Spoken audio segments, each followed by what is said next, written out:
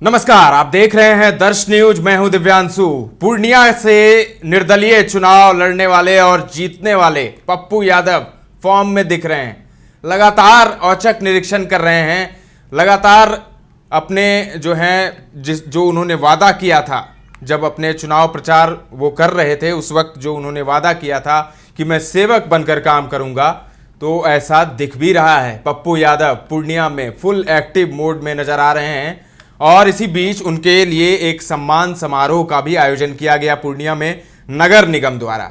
आपने देखा था कुछ दिन पहले पप्पू यादव जब पहुंचे थे बस स्टैंड में, पूर्णिया के बस स्टैंड में, तो फिर बदहाली की तस्वीर देखकर वो खफा हो गए थे और नगर निगम के खिलाफ उन्होंने हल्ला बोला था। और अब नगर निगम ने उनके सम्मान में एक समारोह का आयोजन किया जिसमें पप्पू यादव पहुंचे।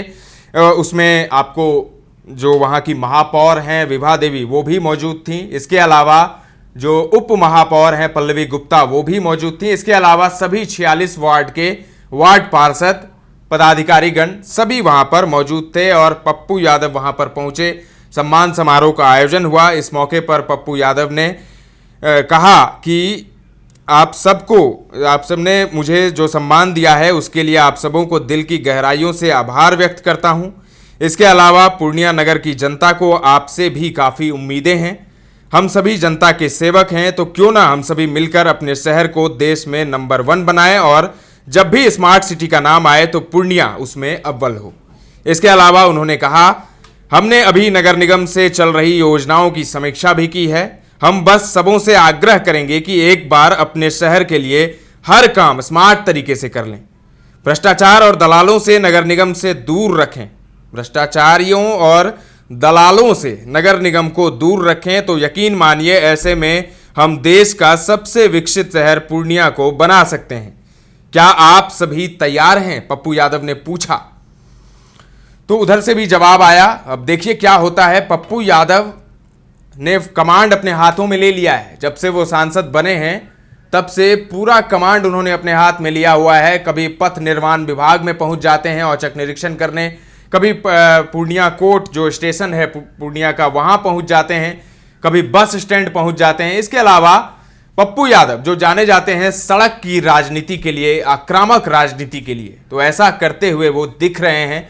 पहले तो वो सांसद नहीं थे, तब भी वो करते थे ऐसा काम। पटना में आपने देखा था किस तरीके से कोरोना और बाढ़ के समय पप्पू यादव किस तरीके से रोड पर दिखे थे। जहां सभी नेता अपने अपने घरों में बंद थे, वहां पर पप्पू यादव एक मसीहा की तरह सड़क पर घूम रहे थे, लोगों की मदद कर रहे थे। और अब जब सांसद वो बन गए हैं पूर्णिया के सांसद बनने में भी उनको काफ़ी मशक्क़त करनी पड़ी। जहां एक तरफ वो अकेले थे, उनके खिलाफ पूरा कुनबा था, चाहे फिर इंडिया गठबंधन हो चाहे एनडीए गठबंधन हो, सबसे वो लड़ रहे थे। वो निर्दलीय लड़ रहे थे। तेजस्वी यादव उनके खिलाफ थे, लालू यादव उनके खिलाफ थे। इसके अलावा नीतीश, मोदी और वहां जो सांसद हैं संतोष कुशवाहा, उनसे उनकी लड़ाई थी। उन्हें टिकट नहीं दिया महागठबंधन ने, फिर वो निर्दलीय लड़े, बीमा भारती को टिकट दे दिया। तो पप्पू यादव ने दिखा दिया कि काम करने वाले की पूछ होती है और काम करने वाले को कोई हरा नहीं सकता है। और जिस तरीके का उन्होंने कैंपेन भी किया था, उससे लग रहा था कि माहौल उनके पक्ष में है और हुआ भी ऐसा ही। उन्होंने जेडीयू के संतोष कुशवाहा को हराकर सांसद बन गए, वो दिल्ली पहुंच गए। और अब जब वो सांसद बने हैं तो पूर्णिया के सड़कों पर दिख रहे हैं, लगातार दिख रहे हैं। रोज ही ऐसी तस्वीरें सामने आ रही है जहां पप्पू यादव कुछ न कुछ करते हुए नजर आ रहे हैं सड़क पर। ऐसे में उनके लिए सम्मान समारोह का आयोजन हुआ और सम्मान समारोह में पप्पू यादव पहुंचे। उन्होंने बड़ी बात कह दी नगर निगम को लेकर।